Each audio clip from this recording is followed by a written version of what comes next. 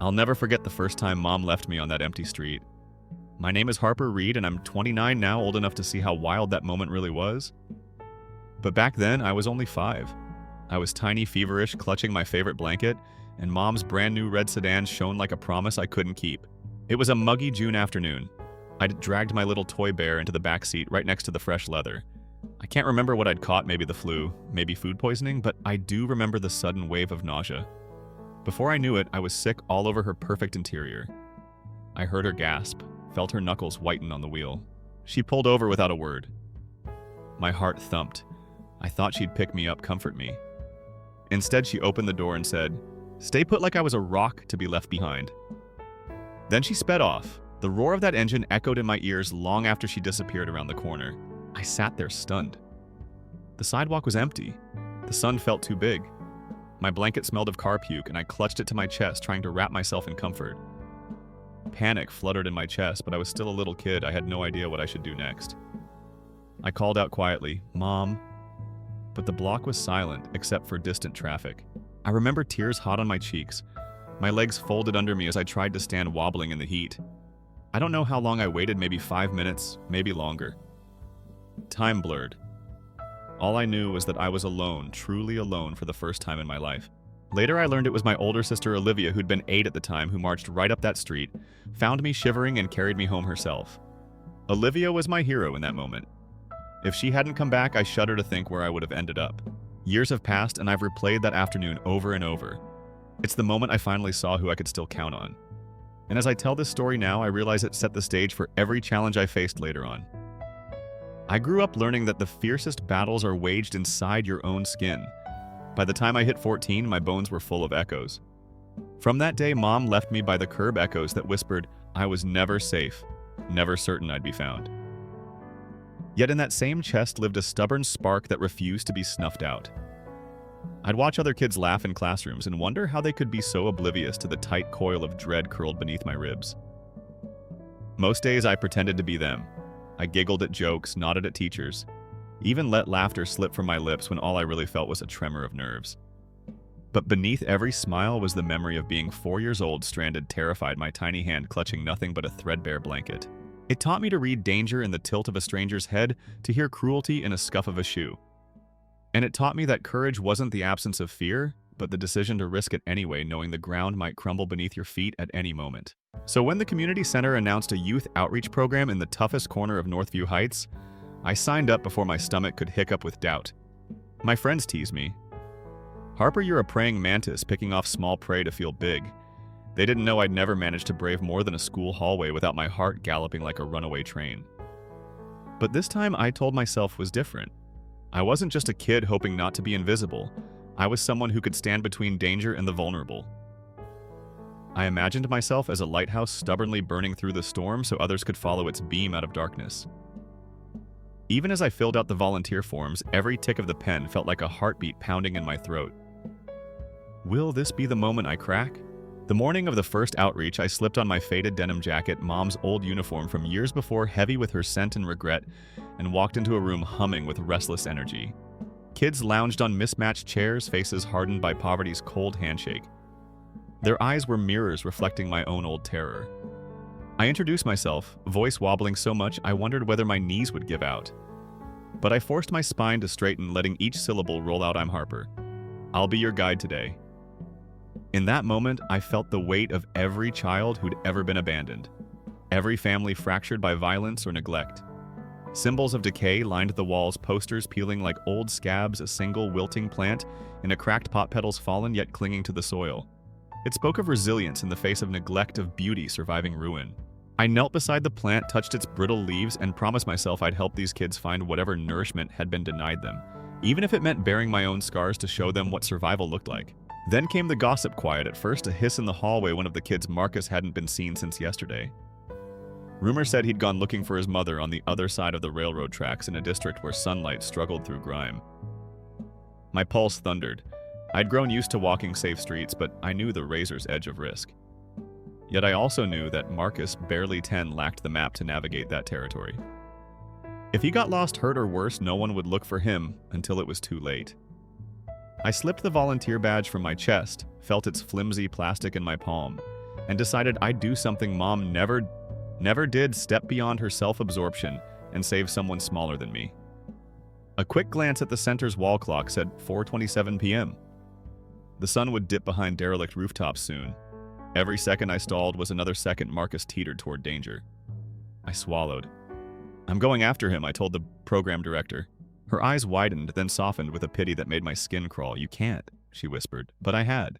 Walking toward the train yard, I let the city's pulse seep into me, the distant clang of metal on metal, the hum of freight engines idling like restless beasts, graffiti shimmering in outrage and hope. I moved with purpose, a single thread in a tapestry of desperation. Each step out of the center felt like shedding layers of my old self. The sky turned bruise-colored as I neared the tracks, an omen or a warning, I wasn't sure which. My phone buzzed a message from Olivia, who'd sensed I was doing something reckless. "Be careful," it read. My chest constricted. Could she see my pulse through these miles? I silenced it and pressed on. I'd learned to answer fear with action. Then I saw him. Marcus crouched behind a rusted shipping container, knees drawn to his chin, breath visible in the cold dusk. Relief surged, then soured into anger. How had he gotten there alone? I crept forward, whispering his name. He flinched, twisting to face me, eyes wide with both hope and reproach, as if I were both savior and betrayer for coming so late. "Marcus," I said, voice gentle, "I won't let you stay here." He shook his head. "She's not coming back," he mumbled, the same words I'd once believed about Mom. Something cracked inside me, the realization that abandonment is a language someone taught him, and I couldn't let it define his story. I reached out my hand despite the steel cables that snarled the yard like snake veins. "Then let me be the one who does," I said, and for a heartbeat the world stilled him, gripping my hand, me pulling him toward the fading light. As we retraced our steps, I felt Marcus's small weight against me, a physical reminder of what I'd risked. We emerged onto the main road, lights warming like a promise. Yet the moment wasn't pure triumph. It tasted bitter with the knowledge that this rescue didn't change the system that had failed him and me. The streets we crossed on the way back held both vulnerability and possibility. Each cracked sidewalk whispered a question. "Will you keep walking this path of risk?" My heart whispered back, "Yes, but at what cost?" And as the community center's neon sign came into view, flickering against twilight, I realized that my own redemption and Marcus's depended on choices I'd have to make in the dark. I crossed the threshold of the community center that evening, with every muscle coiled and ready, as though I were about to dive off a cliff I'd built with my own doubts. The laughter and chatter inside felt like another world, bright, safe, performative, but my heart pounded in sync with the thrum of my ambition to turn every ounce of fear into a shield. I had returned Marcus to the room full of half-forgotten faces, but I knew that one small victory didn't rewrite the margins of his life or mine. In the fluorescent glare, I caught my reflection in the window eyes, rimmed with adrenaline and exhaustion, a silhouette of someone who'd risked her own safety for another. Symbols of aspiration lined the walls, now posters that read, "Rise together and community is strength." But I felt the bitter gap between slogan and reality. I approached the director, voice low. "We can't just patch wounds. We have to change the ground they walk on." Her eyes flicked to the slogans and back to me, measuring whether I was visionary or reckless. We stood in that moment of frozen possibility, and I realized the real risk lay not in the alleys, but in challenging a system built on complacency and in asking others to follow me into uncertainty. The next day, I gathered the older teens' hands calloused by part-time jobs and empty pantries, and pitched a plan: walk the streets with me. Listen to the hidden stories, gather truth from corners adults refuse to acknowledge. They spied me with skepticism, as though I were a preacher without a pulpit, but beneath their guarded stares, I sensed curiosity flicker. I told them about my own abandonment, how being left on that curb had taught me to cling to life with everything I had, and how Marcus's rescue had shown me that one person's compassion could reverberate far beyond a single street corner. Their silence stretched like a taut wire, and I thought I'd lost them until Amara, whose hoodie was threadbare but whose eyes burned with indignation, spoke. "If you're asking us to risk our necks, you've got to show us the way." In that crack of challenge, our fragile coalition was forged not by grand promises, but by shared scars and the unspoken understanding that survival meant solidarity. And as we stepped outside into the late afternoon glow, I felt the heavy gravity of leadership settle on my shoulders, pressing me toward decisions I could never fully predict. We traced the outline of Northview Heights like cartographers mapping an uncharted world. Each building told a story, a smashed window where kids played hide and seek with danger, A shuttered storefront whose rusted gate read like a tombstone for local dreams. Utility poles plastered with notices of lost jobs and foreclosed homes. I took notes in a small notebook, names, addresses, whispered legends, and sensed the tension coil tighter with every block. At one graffiti-scarred wall, Jace, a lanky teen whose laughter had always seemed brittle, touched a mural of a phoenix rising from flames. "That's us," he said, voice soft. "But what if we're not flame-proof?" I laid my hand on the paint-smudged brick and answered, "We learn to burn without being destroyed." In that instant, the mural became more than art. It was a covenant between us to keep rising, even if our wings singed. But the moment was fragile. I heard footsteps behind us, heavy, deliberate. My blood froze as a figure emerged, Officer Reynolds, face set like concrete baton at his side. He demanded to know what we were doing and whose permission we had. The teens' stiffened eyes wide with panic. They'd been warned to stay away from the police unless they had no choice. But I stepped forward, chest open, and spoke without flinching. "We're gathering stories to prevent more disappearances. We're here because no adult stepped up when it mattered." Reynolds' gaze swept over my trembling frame and lingered on my notebook. He barked an order to disperse. I shook my head and closed my notebook with a deliberate snap, the sound like a starting gun. "You can arrest me," I said, voice echoes in the still air, "but you can't arrest our purpose." Jay stepped beside me, his confidence renewed. Amara and the others formed a silent wall behind us. In that charged standoff, I realized that the greatest risk wasn't physical danger. It was the moment when ordinary people decide whether to protect the status quo or stand with the threatened. Reynolds hesitated, baton lowering ever so slightly, and I knew we'd crossed an invisible line. That night, under the flicker of my desk lamp, I laid out the scraps of paper and scrawled maps across my bedroom floor.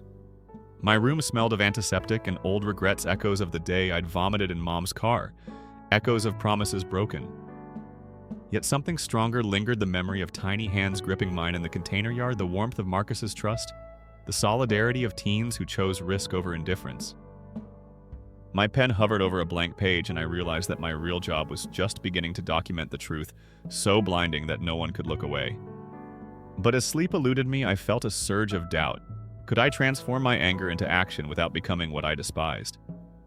The notebook stared back at me, its empty page a challenge. "Are you ready to write the next chapter in blood and ink, or will you let fear win?" And in that silent, precarious moment before dawn, I understood that courage wasn't a single choice, but a series of them, and that the next decision could be the one that saved a life. Or shattered mine. I stood on the edge of a decision so vast it felt like staring into an endless desert, one wrong step, and I'd drown in sandstorms of regret. The morning I published the first draft of our community report, my hands shook as I clicked send on the email to every local NGO and news outlet I could find. Every sentence I'd written about Marcus's rescue, the teens' testimonies, the system's indifference, felt like laying my soul bare in public. I'd embedded symbols into the text, the broken fence allegory, the raven that hovered over Marcus's block, the crumbling school facade that mirrored so many kids' hopes.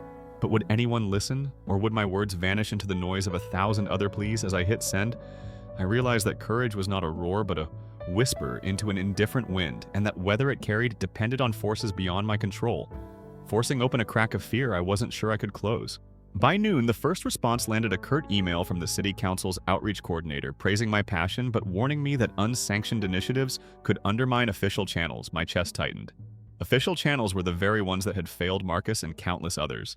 I drafted a reply, choosing each word like a scalpel rather than a hammer.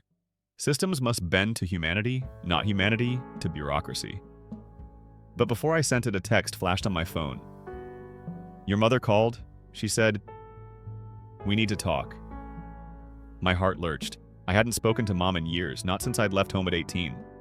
Every memory of her luxury cars, icy stairs, that cruel afternoon on the curb rose up in a tangle. Why now, and what did she want with a daughter she'd effectively abandoned? My finger hovered over reply, and I realized that diving back into that toxic river could drown the person I'd fought so hard to become. Yet not answering felt like letting her ghost haunt my progress. The screen glowed with the unsaid, and I knew whatever I chose would shatter something, either my fragile peace or the last thread tying me to my past. I didn't reply to Mom. Instead, I met the teens at dusk behind the community center beneath the skeletal frame of an old billboard that once advertised a thriving mall. Now its empty girders stood like rusted bones, an unspoken emblem of broken promises. I unfolded the printed report and laid it on a battered picnic table. "They pushed back," I said, voice tight. The others, Amara, Jace, and two newer faces, Elias and Sophia, leaned in. Elias, whose father had been detained in a neighborhood sweep, slammed his fist on the table. So we let them decide who gets help. We wait for permission while kids vanish. His anger was a wildfire, scorching away complacency. I nodded, feeling the heat of truth. We have to push harder, I said. We'll organize a public forum. Bring Marcus. Let the city hear his voice. A hush fell, a mixture of excitement and terror. The billboard's shadow draped over us as though fate itself leaned in, asking whether we'd dare speak under its watchful gaze. That night, sleep eluded me. I replayed every detail, Marcus's wide eyes when I'd offered my hand, the teen's trembling nods beneath the flickering streetlight, the empty billboard that reminded me how often voices were silenced. I scribbled worries in my notebook. What if the forum turns ugly? What if I expose these kids to more danger? Each question felt like a chain tightening around my resolve.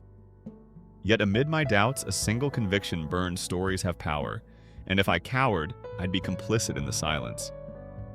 My phone buzzed again. This time it was a new message from an unknown number. Stop the show or you'll wish you hadn't. A chill crept through me. Threats were no longer abstract. They were real, personal. I shut off the phone and stared at the ceiling, wondering if my courage could withstand not only bureaucratic indifference, but also the shadowy reprisals of those threatened by truth. The day of the forum dawned gray and heavy, as if the sky itself bore witness to our recklessness. I arrived early, carrying a box of water bottles and the last copies of the report. The teens trickled in. Amara adjusted her threadbare scarf with determination. Jace juggled a stack of flyers. Elias's eyes darted toward every exit, and Sophia.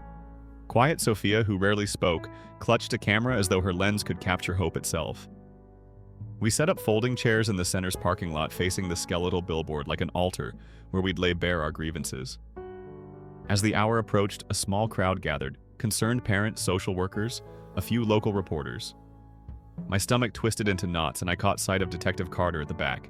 His presence both reassurance and reminder that this was dangerous. I took a deep breath and stepped onto the makeshift platform, the billboard's iron ribs framing me like an audience. I opened with Marcus's story, a 4-year-old left alone, rescued by a sister's fierce love. Then I moved to the teens' testimony stories of evictions, disappearances, broken schools. With each account, I felt my inner dam crack. Emotions surged, but I forced it into clear, even sentences. I watched faces soften or harden. A mother let go of her child's hand, tears brimming. A city official's jaw stiffened. The wind picked up, rattling empty panels above us, as though the billboard itself shivered at our truths. When I finished reading my own words, silence stretched like a taut line. Then came the first question a reporter asked: where we'd gotten our information. I looked to the teens, then back to the crowd. From lived lives, I said, and from a community tired of being invisible. In that moment, I realized that risking exposure was different from risking erasure. We'd placed ourselves on the line, and now the world had to choose whether to protect us or bury our voices. A sudden roar split the air, an engine revving too close. A black SUV screeched into the lot-tinted windows, hiding its occupants. The teens froze. I felt every heartbeat in my chest stop. The SUV's door swung open, and a suited man stepped out, familiar face, the city council's outreach coordinator who'd cautioned me days before. His smile was polite, but his eyes were cold as steel. Ms. Reed, he called, voice amplified by a sudden microphone that his team had somehow set up behind us. This assembly is unauthorized. You're causing panic. You must disperse immediately. The teens looked at me, panic and betrayal mingling in their eyes. The crowd murmured. I weighed my options back down and let the system erase us or stand firm and risk everything. My throat went dry and time slowed. Then I raised my voice above the murmur. Our voices aren't a threat. They're a demand for dignity. If you want panic, look at the streets where children disappear. We're here to end that fear. The man's smile faltered as cameras flashed. In that suspended breath, I saw a choice unfold: retreat into safety or press on into conflict, knowing the next move could ignite change or crush us utterly. As the coordinator radioed for security to clear the lot, I realized this was the moment I'd been preparing for since I first wrote that report. The teens looked to me, their faith echoing in my chest like a heartbeat. The billboard's empty iron bones rose behind us, silent witnesses to our stand. I raised my hand, palm open to the sky, and shouted, "We choose change!" The crowd erupted in applause mixed with shouts of authority. The air crackled with tension, electric alive. In that instant, I knew that courage was never a one-time act. It was the pulse that kept us moving forward, even when the world pushed back. And as security officers advanced, I felt the full weight of my choice settle into my bones. This fight would cost me more than I'd bargained for, but turning away would cost me my very soul. That clash voices and orders, cameras, and defiance marked the end of what was safe and the beginning of what might break us. Yet in the crucible of that moment, I discovered a truth deeper than fear. The most powerful stories are those that refuse to be silenced. And as we braced for the aftermath, each of us, teens and allies alike, held on to that truth, ready to face whatever came next. I woke the morning after the forum with my blood still humming from the night before. The city felt different. Streets I'd walked 1,000 times now pulsed with expectation and threat in equal measure. My phone was silent, and in that quiet, I realized I'd crossed an invisible line. I wasn't just a volunteer anymore. I was a voice people had heard, a leader people could follow or blame.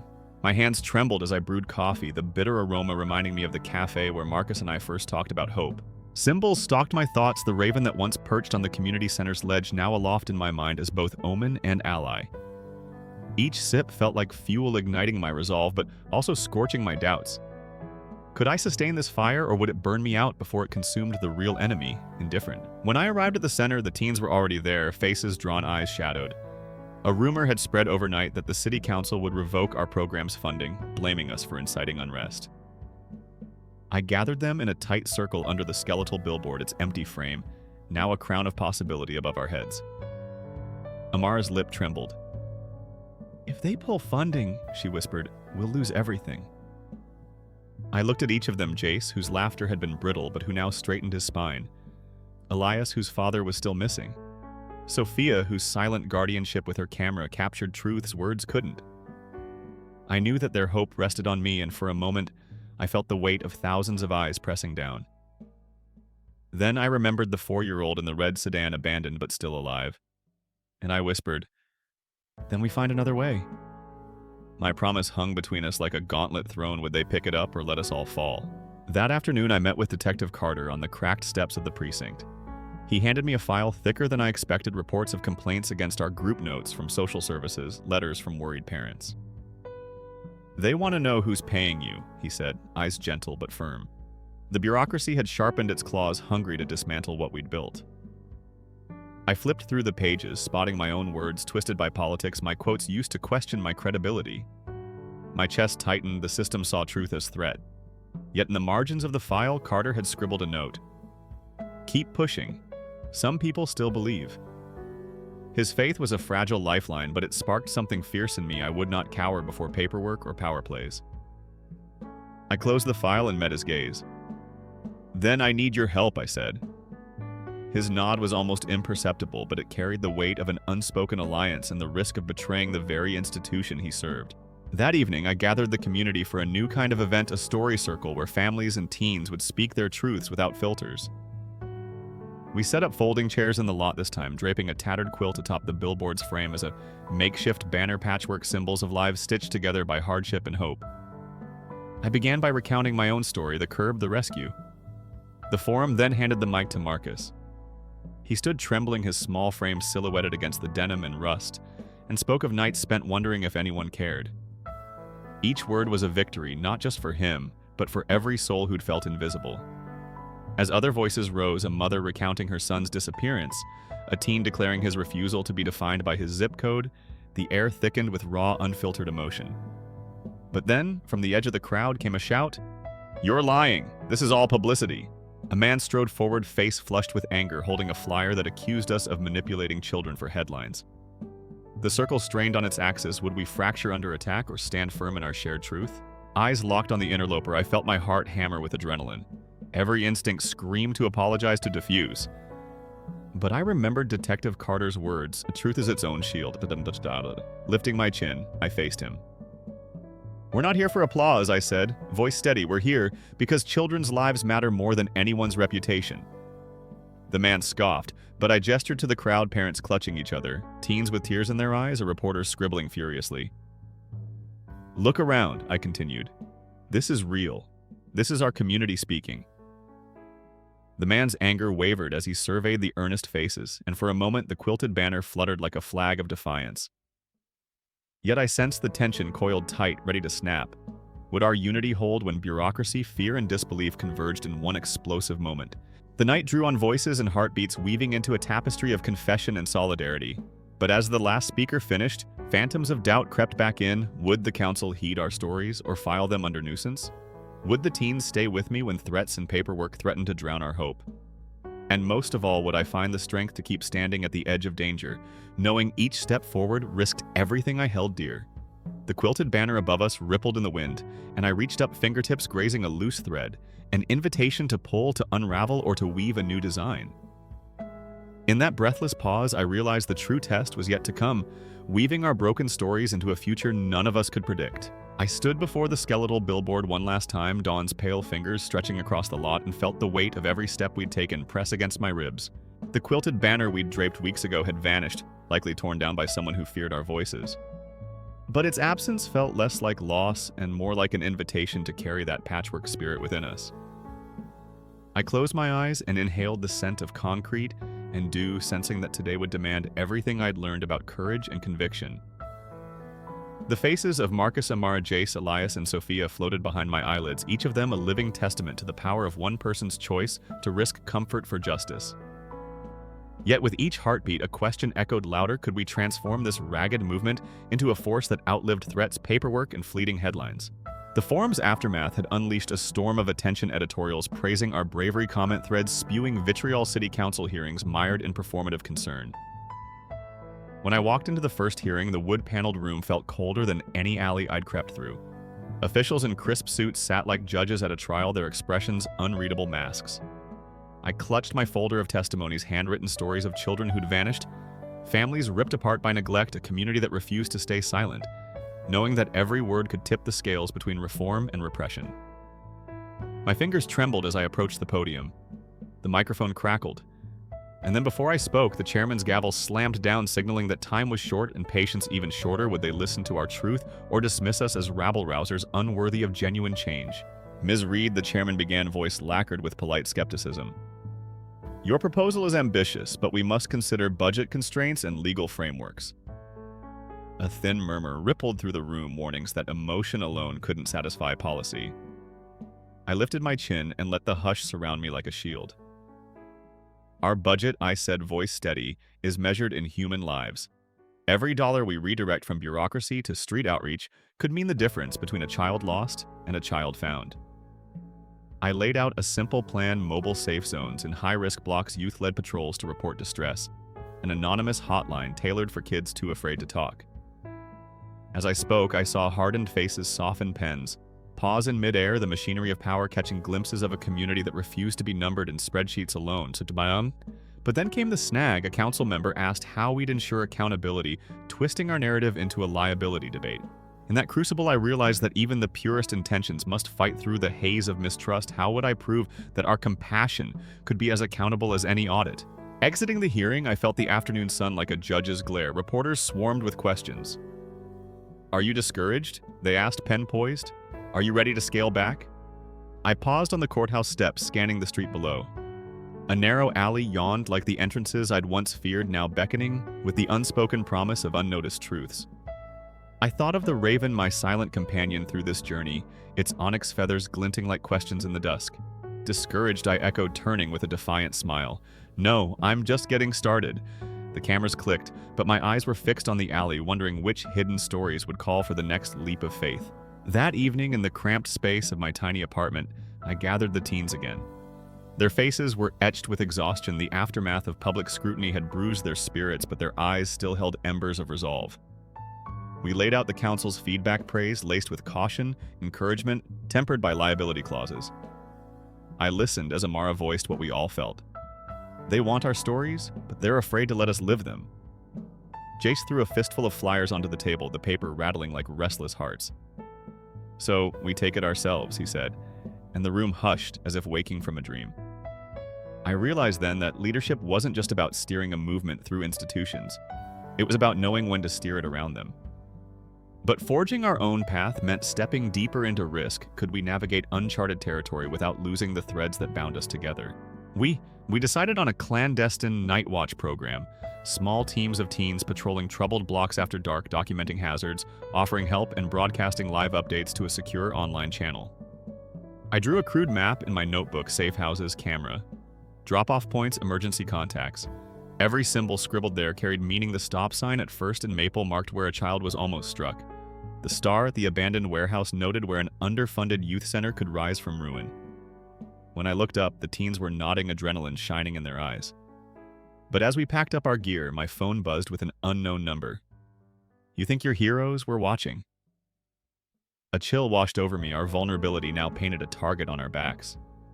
I swallowed, meeting each teen's gaze. We knew this wouldn't be easy. "Are you still with me?" Their silent, resolute nods answered. What words could not, yet a knot of fear wound tighter in my chest. Had we opened a door we couldn't close? The first night watch began under a crescent moon. I trailed with Amara and Elias through streets draped in shadows, our footsteps muffled by discarded cardboard and whispered secrets.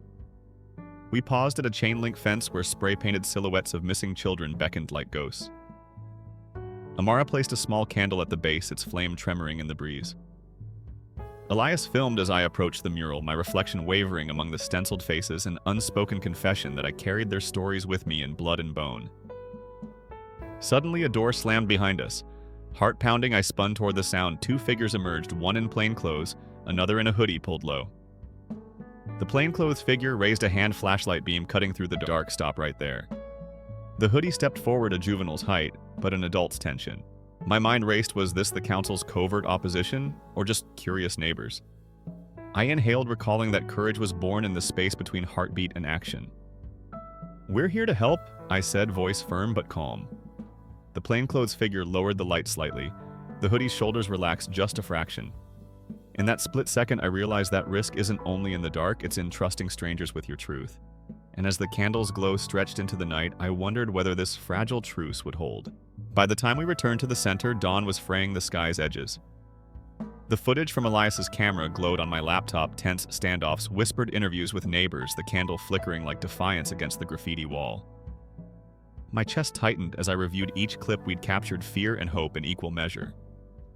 But as I paused on the face of the plainclothes stranger, eyes wary, mouth set in concern, I realized that our greatest threat might not be the city's institutions or shadowy warnings, but our own doubts about who deserves trust.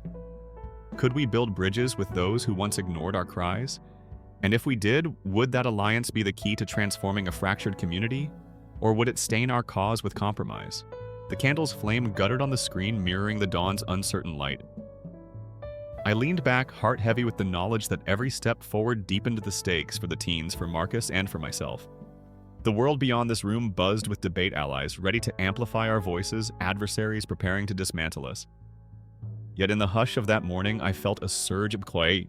The journey's end wasn't a grand victory or a whitewashed reform, but a continuous choice to stand, when it's safer to fall to trust, when it's easier to doubt, and to speak when it's simpler to remain silent. I saved the footage, closed the laptop, and looked at the first light painting the alley outside. The raven's silhouette drifted in my mind once more, an emblem of the unknown paths ahead. And in that moment of fragile peace, I understood that our story was far from over, and the next chapter would demand a courage deeper than any we'd shown of our story too. My eyes fluttered open to a steady mechanical rhythm. Beeps and clicks surrounded me, each one echoing louder against the sterile white ceiling. I tried to lift my head, and my body protested. A dull ache pulsed from my ribs down to my hips. My throat was parched, and swallowing felt like sandpaper scraping my esophagus. For a moment, confusion held me hostage. Where was I? How had I ended up here? A ribbon of fluorescent light cut across the room. I blinked, trying to focus. The hospital walls glowed too bright, and the air tasted faintly of antiseptic. When I turned my cheek, I saw the tape securing an IV line, and it was stained. Not clear fluid, but dark crimson seeping through the buzz. And suddenly the memory came rushing back in a cold wave, the roar of rain on the windshield headlights slicing through the downpour metal, crumpling my scream cut short, and then oblivion. I tried to speak. My lips trembled, but only a weak groan escaped. There was a time when I could have shouted for help. Now my voice felt lost. My chest tightened. I lay still, afraid to move, afraid to face what waited just beyond the curtain. Then I heard the muffled voices drifting in from the hallway. At first their tone was calm, but one voice cut through the fog buzzing in my head. No coverage, not a dime. It was Helen's voice. cold, impersonal. My mother.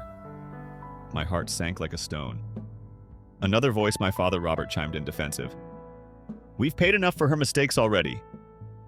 Their words hit me harder than any blow. The doctor hesitated. I heard him clear his throat. Miss Carter is stable, but she needs surgery. She's awake and could recover with proper care. Silence followed a heavy pause. Then my mother's voice returned flat and resolute. We're not signing anything. She's 26. She can be responsible for herself. I felt my chest tighten further. They were talking about me as if I'd never existed. I lay there, eyes wide, paralyzed by disbelief. My own parents were weighing my life against a ledger. My pulse thundered in my ears. I couldn't cry, couldn't protest. I could only stare at the IV drip, a single drop of blood sliding along the tube. I'd always known they saw me as inconvenient, but I never imagined they'd let me die. And then something shifted. A soft scuffle of footsteps outside, the curtain rustled. A fresh voice, gentle but firm. I'm Nurse Jade. She needs that consent form signed now or we risk fatal bleed-out. There was tension in her words. I recognized the urgency, not resignation. I held my breath. I didn't know Jade well, only that she'd checked my vitals earlier that morning. She'd smiled when she thought I wasn't watching, a small gesture that felt like warmth. I heard her argue with the doctor, then clip a paper on her clipboard and step back. She didn't need permission to delay, but she gave the illusion she did. And it was enough. Later, though, time had lost all meaning. Jade whispered to the on-call surgeon. I refuse to watch her go because no one else cares. Give me 2 hours. I don't know what she promised or how she convinced them, but I felt a shift in the room. The doctor sighed, flipped through files, and left the curtain half-drawn. I closed my eyes, uncertain if relief or dread lodged in my chest. They'd agreed to operate, but my parents still believed I was expendable. Beneath my skin, my rage simmered. I remembered the days I'd worked double shifts at Maya's cafe just to help pay rent. The evenings I'd nursed my loyal friend Caleb through heartbreak. The countless nights I'd lay awake thinking of Mia, my younger sister, and how I would protect her from any cruelty. Mia, age 22, had been the golden one. Always praised, always perfect. She had a scholarship in dance and letters from my aunts about how bright her future looked. Meanwhile, I scraped together odd jobs and wore hand-me-down clothes. And now, as the surgical team prepared, I realized they only saw what I cost, not what I was worth. By the time I was wheeled into surgery, I knew one thing: I would not slip back into oblivion. Someone had listened to me when I was unconscious, and I would honor that. I clung to the idea that I had a chance, however slim, to rewrite the terms of my existence. The operating room lights were harsh as they lifted me onto the table. I glimpsed the faces of the surgical team, masked but determined. Then my thoughts drifted to Jade's steady hands, to Caleb's unwavering support, and to Mia's bright smile. I vowed I'd repay that kindness. Not with quiet gratitude, but with a reckoning they could not ignore. As anesthesia wrapped around me again, I whispered to myself, they'll know my name.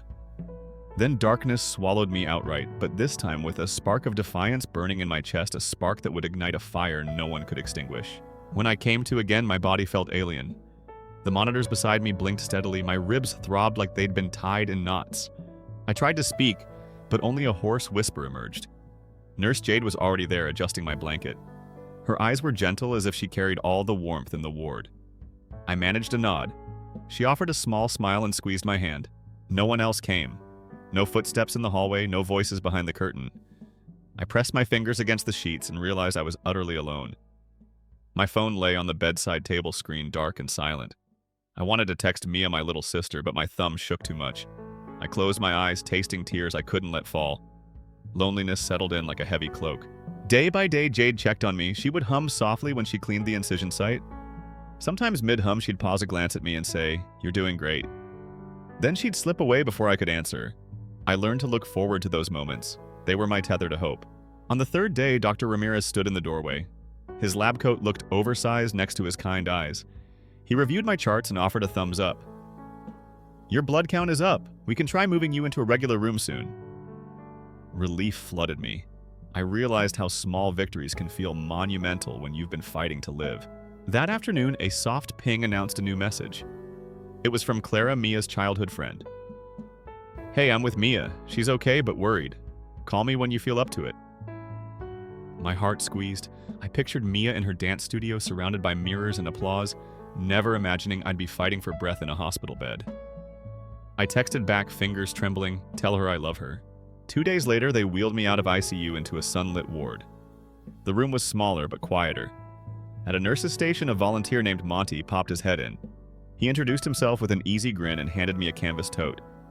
Inside were a soft blanket, an eye mask, and a packet of herbal tea. "For sleepless nights," he said. "You're going to need it." His kindness felt like an unexpected gift. That evening, Monty returned to invite me to a survivor's circle in the lounge. A handful of patients met once a week to share their stories. I hesitated, but something in Monty's warm eyes convinced me to go. The circle was small, 5 people around mismatched chairs. Each had a tale of near-death and renewal. When it was my turn, I simply said, "I'm Ava. I'm here because they almost let me die." My words hung in the air, no pity, just truth. By the time I left the hospital, I felt braver. Social worker Emma guided me through the discharge process. She gave me forms for a transitional housing program. "It's for patients with no support," she explained. "You'll get a studio apartment job training therapy." She didn't pry. She handed me brochures and a business card. "Call me if you need anything," she said. I tucked her card into my bedside drawer. The day I walked out, the air felt too loud. I carried my bag through automatic doors into a world that had moved on without me. A taxi drove me to a small brick building above a turn-of-the-century mechanic shop. My new home was a studio with cracked walls and a single window that faced a graffiti-tagged alley. The heater rattled, but the space was mine. Inside, I unpacked the tote Monty gave me. I boiled tea and sat on the donated mattress. My ribs ached with every breath, but I let the ache remind me I was alive. As night fell, the city lights flickered through the window. I fingered the little scar beneath my collarbone, a purplish line that pulsed with memory. It was a badge of survival. On the kitchen counter, I found an envelope from my mother. I hesitated before opening it. Inside was a neatly typed statement, reimbursement for emergency expenses and lost income. They'd listed every cost gas money for the hospital-run wages missed from time off work, even emotional distress measured in dollars. The total $4,215. I stared until the room blurred. I felt something dark awaken inside me. Their ledger claimed they'd suffered. Their cruel words in that operating room now echoed through this bill. They'd calculated my life in petty increments. The betrayal stung sharper than any incision. I balled the paper and then smoothed it out again. I refused to burn it. I needed this proof. I sat at the tiny desk by the window and let my fury settle into clarity. No tears came, only a steady pulse of determination. They thought they could bury me in debt and shame, but I was planning something else. I would not let them define my worth. I owed them nothing. I opened my laptop, its screen cracked, but functional, and Googled how to draft a professional invoice. Manuals and templates glowed back at me. I read until my eyes burned. I outlined a new document, invoice for medical abandonment and emotional harm. My fingers hovered over the keys, trembling with a mix of anger and exhilaration. I wrote down line items. Item 1, attempted medical abandonment. Quantity 1, unit cost, $1,000. $1,000. Item 2, willful emotional neglect, $500, $1,000. I paused. The numbers didn't matter as much as the message. I would send them a bill they could not ignore. As dawn crept through the cracked window, I saved my draft. My heart pounded. A new chapter lay before me. I closed the laptop, leaned back, and breathed deeply. The wound in my chest hurt, but the space it left was empty, only until I filled it with purpose. This was how I would reclaim my life. Not with vengeance that destroyed, but with justice that demanded truth. And truth, I realized, could be more powerful than any lawsuit. Tomorrow I would put my plan into motion. But tonight, I simply let myself feel the swell of resolve. Dawn arrived gray and tentative. The sky outside my little window mottled like old bruises. I sat at the rickety desk, laptop open to my invoice draft. The numbers were absurd. Medical abandonment fee, $1,000, $1,000. Emotional neglect charge, $500,000. Total due, $1,500,000. But each zero was a hammer strike against their silence, a refusal to let them off the hook. I reviewed the recipient address, my parents' home in Cedar Grove. Then I added my own P.O. box as the return address. No signatures to forge no mercy. I printed the invoice on crisp heavyweight cardstock from the community center's office supply closet where volunteer Marcus had secretly stocked me with paper. He'd shown up that morning, tray of muffins in hand. "You look like you could use sugar," he'd said, wink in his amber eyes. I wrapped the papers in a manila envelope and sealed it with resolute pressure. Marcus watched in solidarity, then nodded. Certified mails. At the post office, the clerk, an older gentleman named Mark, scanned my envelope with practiced disinterest. Certified signature required, he asked. Yes, I said, matching his calm tone. He weighed it, slapped on the sticker, and handed me the receipt. You'll get a notification when they sign, he said. The hum of fluorescent lights felt loud in that tiny lobby. I clutched the receipt like a lifeline. Back in my studio, I opened a fresh blog post draft. Weeks of notes lay waiting, lines I'd scribbled on napkins, quotes from Nurse Jade, sobs from survivors' circle meetings. I wove them into a narrative titled, When Your Own Family Bills You for Surviving. I named each charge itemized betrayal, collateral damage, my sister's future. I layered in commentary on systemic neglect, the feeling of being priced out of life itself. I chose a black and white photo of my scarred collarbone as the header image, raw proof. I hit publish and immediately shared the link in survivors' forums, medical debt support groups, even a local news outlet's tip line email. Within an hour, comments trickled in. The first was from Elena, who'd escaped an abusive household and found solace in community housing. I see myself in your story, she wrote. Thank you for giving words to our pain. Then came Jordan, an FNP who promised to reshare on Instagram. My heart thudded with something new, solidarity. 2 days later, I woke to messages flooding my phone. The invoice had been delivered. My parents had signed the receipt and scanned it, laughingly proud, they'd declared. But they didn't see the ripples. A local parenting Facebook group had exploded when someone anonymous posted a screenshot of their reimbursement list. Threads erupted. You can't bill your child? Are we raising children or commodities? This is government work. Where's CPSA? Hashtag how priced out daughter trended in our little corner of the net. Amid the clamor, Mia reached out. Her text was simple, I read. I'm so sorry. I stared at it for minutes, thumb hovering. Part of me wanted to tear her apart, accuse her of never lifting a finger when I needed her. But another part, lone and aching, longed for the sister I once protected from bullies and heartbreak. I typed, Thank you. I forgive you, but I need time. She replied immediately, I understand. I love you. That afternoon, I met with Tara Kim, a pro bono attorney from the community legal clinic.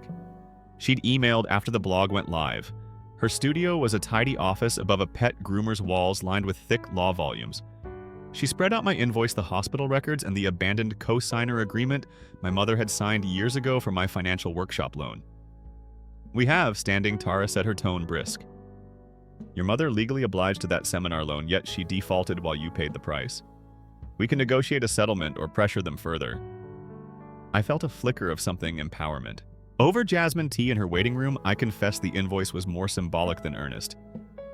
It's not really about the money, I said. It's about making them see. Tara nodded understanding. She advised I hold off on legal escalation until my housing program was secure. Meanwhile, she'd draft a letter of intent. Keep your gloves on, she said, smiling. You've started a fight that's bigger than one family. Walking home, I passed graffiti murals and mom-and-pop shops. The city felt different now, less anonymous. Strangers nodded as I carried groceries. A barista packed my soup toasts with extra care. News of my story had leaked to a local radio host who invited me on air. I hesitated. But then I remembered Jade's whispered reassurance in the ICU, your life matters. So I agreed. My voice would carry their truth. That night, curled under my threadbare blanket, I reread old letters from Mia, notes of sisterly secrets and midnight whispers.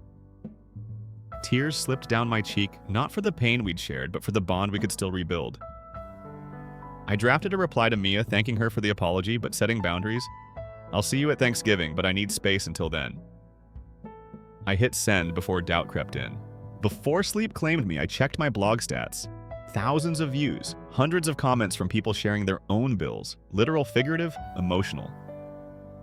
Survivors of hospitals, churches, families who'd weighed their lives against a balance sheet. My inbox overflowed with stories begging for a platform. My little studio felt too small for all that grief and hope. I pressed my hand to my heart, feeling the scar twitch beneath skin. It still ached, but it was mine. I had given air to my scream, shaped it into words that reverberated in dozens of lives. The invoice was out of my hands now, signed, Scanned, and the catalyst for a movement neither my parents nor I anticipated. Tomorrow I would prepare for the radio interview. I would speak for the ones who drowned in ledgers, who were priced out of being human. And then when my parents saw the national attention when the certified mail tracked back and forth, they'd have to reckon with what they'd tried to bury. Because sometimes the most devastating truth isn't a price tag. It's that love once withdrawn can never be returned. The morning of the radio interview arrived with a tight knot in my chest. I woke before dawn, heart pounding in the silent apartment. The scar under my collarbone felt tender, like a whispered reminder of what I had survived. I sat at my desk, laptop open to my neatly organized notes. Each line was a promise: speak clearly, tell the truth, honor those who'd been silenced. I practiced aloud in a soft voice, each word feeling both foreign and necessary. I breathed in, I breathed out, and I remembered Nurse Jade's gentle reassurance. You're worth saving. At 15 minutes before airtime, I clicked into the station's virtual waiting room. Tom, the host, appeared on screen with a warm smile. Glad you could join us, Ava, he said, and I nodded. When the red on-air light glowed, my pulse raced. I introduced myself. I'm Ava Carter, a woman who learned her own family would bill her for surviving. The words felt heavy, like stones placed in my mouth. Tom listened with genuine curiosity. He asked what drove me to share my story. I spoke of the crash, the hospital bed where machines became my heartbeat, and the ledger my parents sent instead of love. I told how Nurse Jade intervened when they refused consent and how I drafted an invoice by certified mail. As I spoke, I watched callers' faces shift in empathy. Messages poured in, live one from a single mother threatened with eviction after her daughter's surgery. Another from a veteran denied coverage during addiction recovery. I could feel every listener leaning in. Tom praised my clarity and compassion, and when the segment ended, I exhaled relief and adrenaline mingling in my veins. Back in my inbox, messages had already piled up. Emails poured in from as far as California and as close as my hometown. A father wrote of his son stranded in an uninsured emergency ward. A nurse practitioner promised to spread my blog on every hospital breakroom bulletin. Each story added weight to mine, and I spent hours responding with gentle encouragement and resource links. Later, I checked the certified mail tracker, delivered and signed. They had accepted my invoice without comment. The next morning, an envelope from my mother arrived. Her letter was formal and distant. She apologized and enclosed a check for $10,000. My chest tightened. I forwarded her letter to Tara with one line. This is not enough. Tara agreed. We would negotiate a settlement that truly honored the cost of betrayal. That evening, Jade and Monty invited me to dinner at a cozy cafe on Main Street. The air inside smelled of garlic and fresh bread. We toasted with sparkling water and talked for hours. Jade recounted her first day as a nurse and how she'd sworn never to let another patient slip through the cracks. Monty shared stories of former residents who'd stayed in touch years later. I realized in that warm glow how deeply this newfound community had rooted me. Over creamy pasta, I told them about my plan to launch a survivors relief fund. They cheered and offered contacts, funding ideas, and logistical tips I hadn't considered. I left the cafe feeling lighter. The studio apartment seemed brighter, the heater's hum less jarring. I noticed the check from my parents still lying on my desk. I left it there. Tomorrow I'd decide its fate. Tonight, I let myself rest. Weeks later, Thanksgiving arrived with a crisp breeze that rattled the old window panes. I drove to Mia's college town, the invoice letter safe in my glove box. Mia met me at the cabin's door with a tight hug that squeezed the wind from my lungs. She'd set a small table with mismatched plates and home-baked pies. Our parents sat across faces, hopeful but tense. I stood and cleared my throat. My heart pounded, but my voice held firm. I accepted your apology, but words without action are empty. I passed an envelope to my mother. Inside were detailed plans for how her check would seed grants for meals rent and medical bills for abandoned patients. My father took the papers and nodded. My mother reached out and let her fingers rest lightly on mine. In that moment, I realized healing was possible. In the cold light of dawn the next day, my phone buzzed with requests from local news sites. I sent press releases highlighting our first beneficiaries. I scheduled free financial counseling sessions at nearby clinics. I spoke at a regional summit on emotional neglect and medical ethics, sharing stage lights with experts I once admired from afar. Each time my scar throbbed, I smiled, proof that every ache had a purpose. I began coaching other survivors to name their wounds and draft their own symbolic invoices. The hashtag #PricedOutDaughter trended in small circles, fueling new support groups and online forums. Under my desk, the worn invoice that once defined my value lay torn and discarded. In its place sat a binder of thank you letters, grant applications, and policy proposals. The anger that once roared in my chest had transformed into unwavering purpose. Each morning I press my hand to my scar. I remember the day I nearly slipped away. I think of Jade, who refused to let me be disposable. I think of Monty, who delivered muffins and hope. I think of Tara, who showed me how to turn paperwork into power. I think of Mia, whose forgiveness mirrored my own. And I think of all the survivors who found solace in our story. My life now is built on that choice to speak, to demand justice, to repay betrayal with compassion. This story belongs to everyone who ever felt unloved and overpriced. We have rewritten the ledger of our lives, and we will keep writing until every survivor has a voice. Story 3, I'm Sophia Tran, 33 years old, and I spent the last 3 years covering my parents' bills only to learn I'd been erased from their future. One evening in early June, I found their updated will tucked inside Dad's desk. My name wasn't there. Everything went to my brother, Ethan. At that moment, I closed my laptop, booked a one-way ticket to Thailand, and stopped every payment. I grew up in Cedar Grove, a tidy suburb in Northern California, thinking we were a solid middle-class family. Dad Martin is 64 and worked as an electrical engineer his whole life. Mom Helen turned 62 this spring and taught second grade until she retired. Ethan is 35, tall, athletic, and the golden child. Me, I'm the reliable one, the dutiful daughter. From the outside, we looked normal. Holidays meant turkey and awkward hugs. Mom would remark on my hair, "A trim might be nice, dear," as she stirred gravy. Dad would point out Ethan's latest marathon medal. My accomplishments, graduating with honors, landing a senior role in biotech research, were nice, but never the main event. I got through it by telling myself that every family has its quirks. My best friend Marisol listened when I complained. She's a freelance photographer who moved to Oakland last year and warned me early on about my parents' borrowing habit. "Soph, they're bleeding you dry," she said over margaritas. "Set a boundary or you'll never catch up." I laughed it off. "They're my parents," I told her. "I can handle it." It started small, $200 for an unexpected car repair. Then $325 for a plumbing emergency at their house. I covered the cable bill when they fell behind. And every month, I dutifully paid their mortgage and utilities, sometimes in full, sometimes splitting it with Ethan, or so I thought. Meanwhile, Ethan would pop in for holidays with glossy stories of his newest startup gig. He brought designer candles and stories from networking events in Bali. I blamed myself when I began to pinch pennies. I canceled my gym membership and meal-prepped chicken and broccoli lunches at my tiny condo. I dreamed of avocado toast, but kept buying generic bread. I told myself it was temporary until they got back on their feet. I even taught Helen how to set up automatic bill pay on her phone. She pretended to forget how to tap the screen, and I'd step in again. It wasn't until Dad's minor heart scare 3 years ago that I took time off work to help. I handled hospital paperwork, comforted Mom, walked their old golden retriever Biscuit. Ethan sent flowers and left a voicemail. "Hope you guys feel better. Love, bro." That felt hollow compared to the days I sat by Dad's bedside wiping drool from his chin at 3 in the morning. After Dad recovered, they announced a family Zoom to discuss finances. I joined on time hair neat, wearing a crisp blouse. Marisol reminded me later, "You looked like you were about to lead a shareholders meeting." Mom and Dad nodded at Ethan's slides, pie charts, line graphs, investment forecasts. I sat there blinking. Not once did they mention my 3 years of support. Ethan clicked through slide 12, revised estate plan to consolidate assets. My stomach dropped. I forced a smile as he explained how they'd restructure their portfolio to benefit his own financial expertise. My name was invisible. When the meeting ended, Mom offhandedly said, "Oh, Sophia, property taxes are due next month. We're counting on you for that, sweetheart." My chin trembled before I said, "Sure, Mom," and muted myself. A week later, I found the will. It was notarized 3 months earlier. Everything, house savings, even Biscuit, was left to Ethan. There was a brief note: "Ethan has shown proven financial stewardship.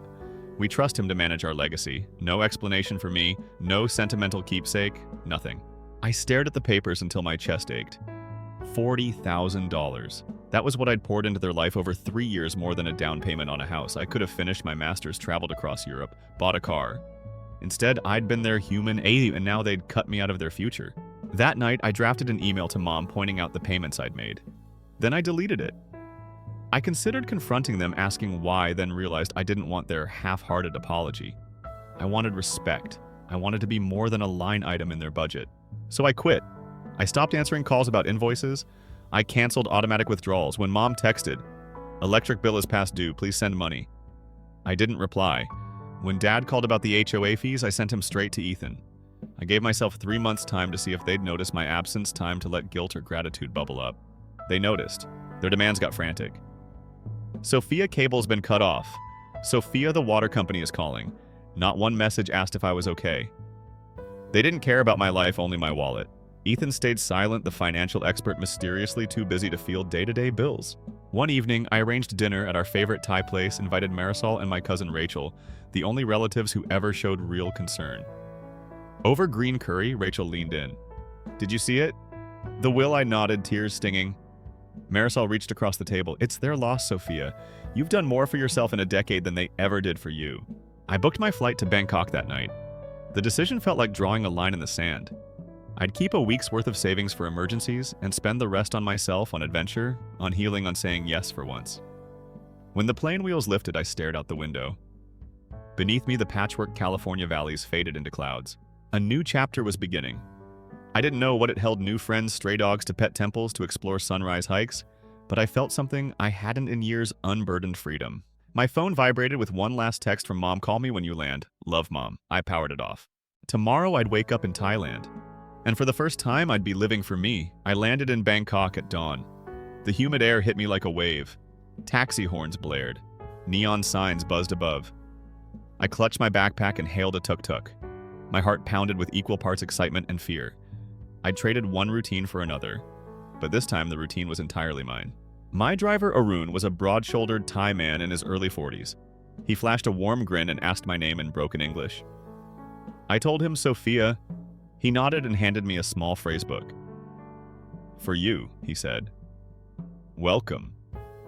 His quiet kindness felt astonishing. In that moment, I realized how little kindness I'd felt at home lately.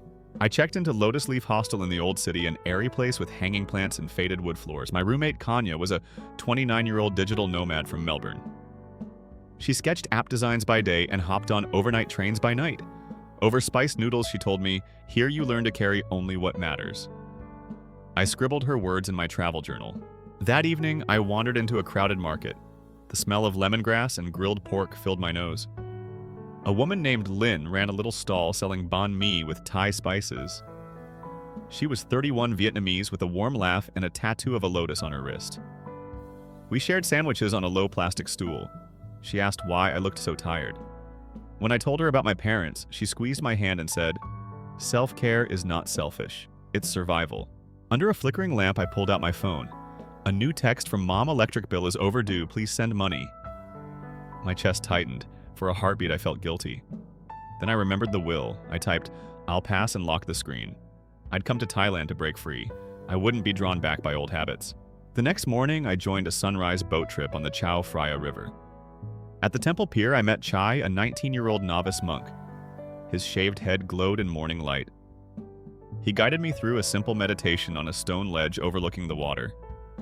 I closed my eyes and felt nothing but quiet. For the first time in years, my mind was empty. Back at Lotus Leaf, I signed up to volunteer with Children of Tomorrow, a small NGO near Khao San Road. I met Ploy, a bright 27-year-old coordinator. She introduced me to an 8-year-old boy named Noi who loved drawing elephants. Each afternoon, I helped him paint colorful scenes. His laughter felt like healing. Watching his joy reminded me why I'd chosen science work in the first place: to help others, not to fund other people's comfort. One evening, I joined a beach cleanup north of the city with Marco, a 28-year-old travel blogger from Milan. He carried an old Nikon camera and a guitar slung across his back. He told me stories aren't just in words. They're in the people you meet. We picked up plastic bottles talking about family and failure. When I confided about my parents, he nodded and said, "Those who love you won't make you pay for it." On my 5th day, I woke before sunrise and walked to Wat Arun. I climbed the steep steps alone and paused at the top. The city spread below in soft light. I pulled out my journal and wrote, "I'm learning to let go." I thought of home, of all those payments, of the silence in their voices. Then I watched the golden spires catch the sun. I felt a flicker of hope. That afternoon, I met Iom, a lively 35-year-old Taiwanese Thai chef, who offered me a bowl of khao soy. As we sat roadside, she told me she left her corporate job 2 years ago to chase joy. Joy, she said, is worth more than any paycheck. I savored the spicy broth and felt my chest unclench. Maybe joy could guide my next step, not guilt or duty. As dusk settled, I returned to the hostel and found a letter slipped under my door. It was from Marisol, my friend back in Oakland. She'd tracked down a meditation retreat in Chiang Mai and paid my deposit. "You need this," she wrote. Tears sprang to my eyes. My friends believed in me more than my own family had. I packed my bags again, this time northbound. That night, I lay in my bunk listening to distant temple bells. My phone buzzed with "One more demand HOA fee is due. Pay up." I ignored it. I closed my eyes and pictured the next sunrise in the mountains. A new path was unfolding. I didn't know where it would lead, but for the first time, I trusted it was mine to choose. I woke before dawn in Chiang Mai, the retreat's wooden cabins still silent around me. I dressed in the simple white robes provided and stepped barefoot into the courtyard. Mist clung to the frangipani trees. I inhaled cool mountain air and felt it fill the empty spaces inside me, spaces that back home had been crowded with guilt and unpaid bills. Our first group session was led by Ajahn Sorasak, a weathered monk with kind eyes and a gravelly laugh. He guided us through mindful walking. We moved slowly, placing one foot in front of the other, attentive to every sensation. My heart pounded at first. My mind raced through my parents' texts demanding money. But with each gentle step, their voices softened into distant echoes. After breakfast, a simple bowl of rice porridge and fresh fruit, I sat with the other participants around a low teak table. There was Hana, a 42-year-old divorcee from Seoul who painted watercolors of lotus blossoms. Martin, a 50-year-old former banker from London, learning to play the kayan, a bamboo mouth organ. And Rose, a 31-year-old nurse from Durban who'd come to look for courage after losing her sister. We introduced ourselves in a circle, sharing why we'd come. When my turn came, I spoke in a clear, calm voice. "I've been the family's ATM for years. I poured my money and my heart into keeping them afloat, only to discover they erased me from their will. I'm here to learn how to live for myself." Silence settled. Then Ajahn Sorasak nodded slowly. "The heart that gives freely is noble," he said. "But the heart that gives itself away completely forgets its own value." He invited us to a guided meditation. I closed my eyes and imagined a small flame glowing in my chest, warm, steady mine. That afternoon, we practiced mindful eating in the dining hall. Each grain of rice became a pearl of awareness. I noticed how my shoulders relaxed, how the simple act of chewing could be sacred. I thought of the first birthday I'd missed because I'd transferred money to the mortgage account instead. In the evening, I journaled under a lantern in my cabin. I wrote down every bill I'd paid for my parents' utilities, property taxes, vet visits for Biscuit. I totaled the numbers, nearly $50,000. With tears, I realized I'd been funding their comfort at the cost of my own dreams. I closed my notebook, determination rising in my chest. The next morning, I joined a small hike up Doi Suthep. 15 of us wound through teak forest and bamboo groves. Birds called overhead. At a clearing, we paused to practice loving-kindness meditation. We repeated silently, "May I be safe. May I be happy. May I be free. Then may my parents be safe. May my parents be happy. May my parents be free." The second part felt awkward. I struggled to utter their names with genuine goodwill. But every time I stumbled, I breathed deeper, letting compassion and hurt find balance. When we reached the temple at the summit, the city spread below like an emerald quilt. I prostrated myself before the golden Buddha and whispered, "I release you." Not just the image of the statue, but the anger and betrayal I carried. A breeze stirred incense smoke. I closed my eyes and let tears slip. Back in the main hall, I met Arun again, the tuk-tuk driver who had welcomed me to Bangkok. He'd become my shuttle to the retreat as well. He handed me a cup of jasmine tea. "You look lighter," he said. I nodded and managed a half smile. We didn't speak more, no words were needed. That afternoon, I attended a Dharma talk about boundaries. Ajahn Sorasak described the banyan tree. Its roots anchor it, its branches reach outward. Without strong roots, he said, the tree cannot stand against storms. I thought of my spine so long bent beneath others' needs. I vowed to make my roots strong again. Later, in small group sharing, Hana asked, "How do you forgive without forgetting?" I paused, listening to the wind rustle palm fronds outside the open windows. I answered, maybe forgiveness isn't about erasing what happened. It's about choosing what you carry forward. I don't have to carry resentment, and I don't have to carry debt either. That night, my cabin was dark except for moonlight cutting through slats. My phone lay silent on the table. I checked it once. No new messages from home. A pang of loneliness surprised me. I closed my eyes and pictured my life 2 months ago, walking into their house unannounced, overhearing Ethan discuss transferring the deed. My chest tightened, but I breathed in the calm retreat air. I pictured my roots growing deeper into this moment. On my last full day, we practiced walking meditation in the bamboo maze behind the retreat center. I lost my way twice and laughed both times, small moments of grace. At the center of the maze, a gardener offered each of us a young jasmine plant in a clay pot. "For you," she said. "Take it home and let it remind you to nourish what matters." I held the pot carefully over my journal and wrote, "I will tend myself." I thought of planting it in my little balcony garden when I returned to California. I felt a ripple of joy at the thought. That evening, we held a candlelight ceremony by the river. Flickering lights danced on the water as we released lotus-shaped lanterns. Each of us whispered a wish before setting our lanterns adrift. I spoke softly. "May I live with dignity. May my heart remain open. May I find a family of choice who honors me." I watched my lantern float away, carried by the current into the rising darkness. Back in my cabin, I packed slowly. I folded my white robes, wrapped my journal in silk, and tucked the jasmine plant into my bag. I left behind the retreat's borrowed clothes and a note for the caretaker. "Thank you for helping me find my roots." The tuk-tuk arrived at first light. Aaron lifted my bags with a grin. "Next time you show me roots," he teased. I promised I would. As the car pulled away, the retreat's teak buildings became pinpoints of light in the mountain mist.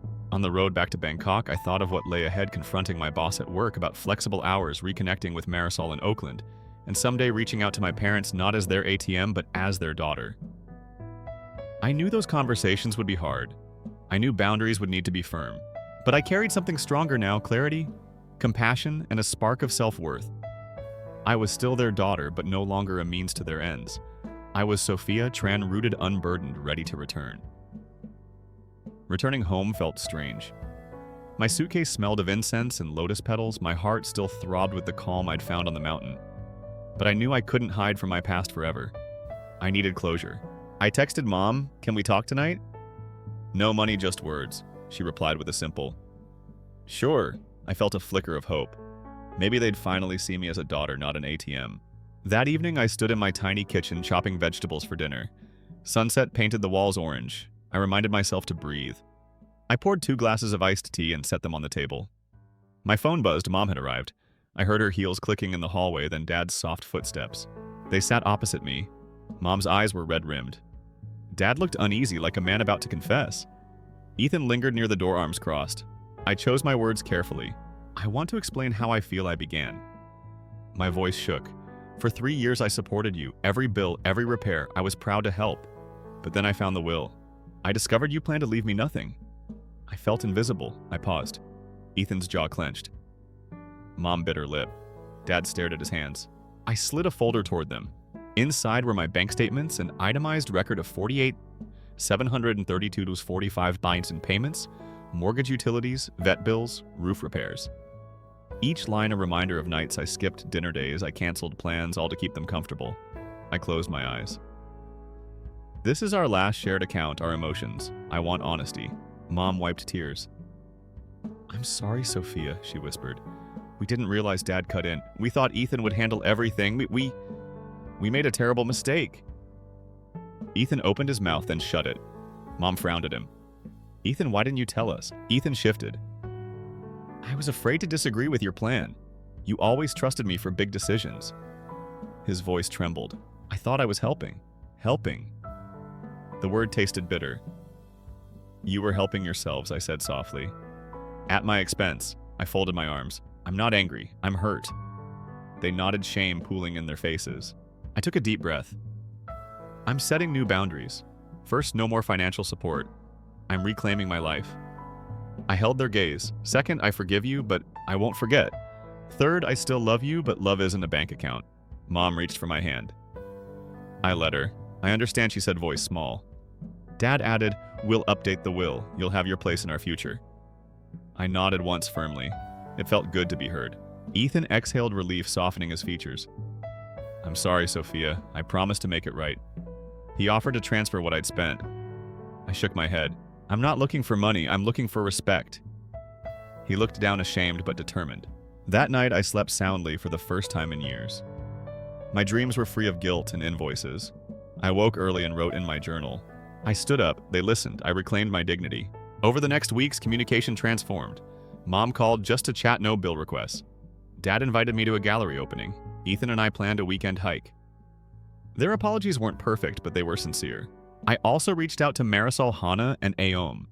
I sent postcards from Bangkok, photos of jasmine lanterns on the river. They reminded me that chosen family can heal broken ties. I fostered a rescue kitten from the NGO in Chiang Mai and adopted her when I returned. I named her Lumiere Light because I felt I'd found mine. I journaled again. Boundaries light the way. Without them, we lose ourselves. I reflected on why I'd let things go so far. I realized I tied my self-worth to their approval. I mistook their needs for my purpose. My therapy sessions helped me see this. My therapist, Dr. Nguyen, said, "People-pleasing often comes from fear of abandonment, but true connection survives honest limits." That insight hit me hard. I'd feared losing my family. Ironically, by losing myself, I almost lost them too. But when I claimed my value, they came back not to my wallet, but to my heart. A month later, I attended my parents' vow renewal ceremony in their backyard. They invited me as their daughter, not their financier. They'd replaced the string lights I'd paid for because I insisted and delivered a heartfelt toast to Sophia, whose strength reminds us what family really means. My chest swelled. I lifted my glass. After the ceremony, I cornered Ethan by the drinks table. He shook my hand. "I respect you more than ever," he said. "Thank you for showing me how to be a real brother." I squeezed his shoulder. "Welcome back." "Welcome." Driving home that night, I realized I'd done it. I'd faced the heart of the storm and walked through it. I'd reclaimed my roots. My jasmine plant sat on my windowsill, new buds unfurling each morning. It reminded me to tend myself first. A week later, I posted on social media. My parents wrote me out of their will and I got my life back. Boundaries aren't walls, they're bridges to genuine love. Friends left comments. "You're inspiring. I need to set my own boundaries." Thank you for sharing your story. Their encouragement reminded me I wasn't alone. I booked my next trip to Bali this time. I wanted to explore rice terraces at dawn. But before I left, I gifted my parents a handcrafted journal. On the first page, I wrote, "Thank you for listening. Here's our story. May it grow with kindness." I handed it to them over pizza at our favorite local spot. They flipped through blank pages and laughed. "We'll fill it together," Mom said. I smiled. "Yes, together." Lesson learned. I once believed love required endless giving. I learned it requires balance. Boundaries are not barriers, but expressions of self-respect. When we honor our own needs, we create the space for others to honor us too. True family doesn't demand your wallet, it reaches for your hand. I am still Sophia Tran, daughter, scientist, adventurer. I'm still building new roots, some in California, some on distant islands. But I carry the same spark from Chiang Mai, the spark of self-worth that no one can erase. And if you've ever felt invisible in your family, know this: you deserve to be seen. Set that boundary, speak your truth, light your own lantern, and watch how it guides you home.